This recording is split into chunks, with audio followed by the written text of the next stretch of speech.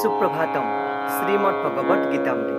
আজি শ্ৰীমদ ভগবত গীতাৰ বিভূতি যোগ নামৰ দশম অধ্যায়ৰ প্ৰথম সংখ্যক শ্লোকভাগী হৈছে এনেধৰণৰ। শ্ৰী ভগৱান উবাচা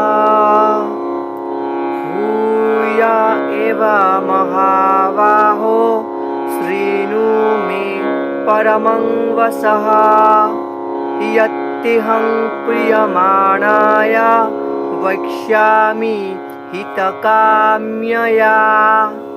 এই বিশিষ্ট শ্লোকভাগীৰ বক্তা হৈছে শ্ৰীমদ ভগৱত শ্ৰীকৃষ্ণ। শ্লোকভাগীৰ অসমীয়া অৰ্থ হৈছে এনেধৰণৰ।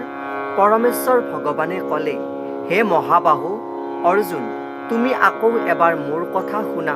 যিহেতু তুমি মোৰ প্ৰিয় বন্ধু, সেইবাবে তোমাৰ হিতৰ অৰ্থে মই ইতিমধ্যে যি ক'লোঁ তাতকৈ উত্তম জ্ঞান দিবৰ বাবে তোমাক আকৌ কিছু পন্থা বা কিছু কথা কম বুলি কোৱা প্ৰসংগত ভগৱান শ্ৰীকৃষ্ণই সখা অৰ্জুনৰ আগত ৰাজগৃহ যোগ নামৰ নৱম অধ্যায়ৰ তত্ত্বকথা সামৰণি কৰি বিভূতি যোগ নামৰ তত্ত্বকথা আৰম্ভ কৰাৰ মুহূৰ্তত এই শ্লোকভাগী অৱতাৰণা কৰিছে। শ্লোকভাগীৰ প্ৰসংগাৰ্থত ভগৱান শব্দটোৰ ব্যাখ্যা পৰমেশ্বৰ মুনিয়ে এনেদৰে বা পৰাশৰ মুনিয়ে এনেদৰে দাঙি ধৰিছে।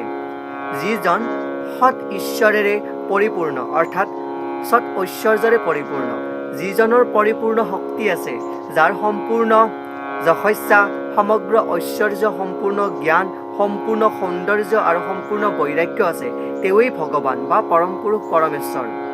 যি সময়ত কৃষ্ণ এই পৃথিৱীত আছিল তেতিয়া তেওঁৰ নিজৰ ঐশ্বৰ্য ছয়টা প্ৰকাশমান হৈছিল, যি অনিমা, লঘিমা, প্ৰাপ্ত, প্ৰকাম্য, বচিত্ৰ, ইচিত্ৰ এইবিলাক ইয়াতে সংযুক্ত হয়।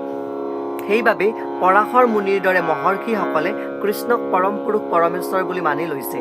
এতিয়া কৃষ্ণই তেওঁৰ লীলা বা ঐশ্বৰ্যৰ বিষয়ে ভগৱান অৰ্জুনক গোপনভাৱে ক'বলৈ ওলাইছে। আৰু ইতিপূৰ্বে সপ্তম অধ্যায়ৰ আৰম্ভণিতে কৃষ্ণই নিজৰ বিভিন্ন শক্তিৰ স্বৰূপ সখা অৰ্জুনৰ আগত ব্যক্ত কৰি আহিছে।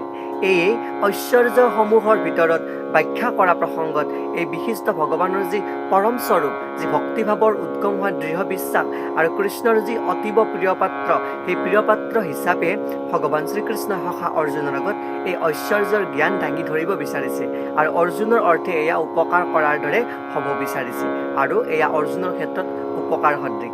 এয়ে উক্ত বিশিষ্ট শ্লোকভাগীৰ সৰল গুণাৰ্থ, যাৰ দ্বাৰাই আমি অৰ্জুনৰ লগতে উপকৃত হ'ব পাৰোঁ। ধন্যবাদ।